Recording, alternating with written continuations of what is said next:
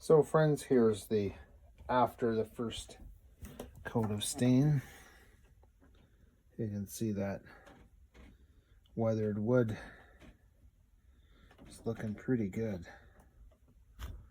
Pretty nice. Well, I'll let this dry and then I'll put some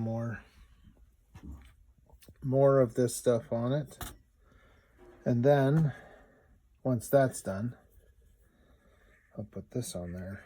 This is the gloss, but I have a matte upstairs, matte finish. Anyway, thought she looks pretty nice.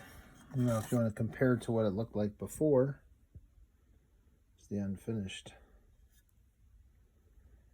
Looks pretty sweet. Oh, sorry, hit you right in the face. That's awful. There you go, ladies and gentlemen.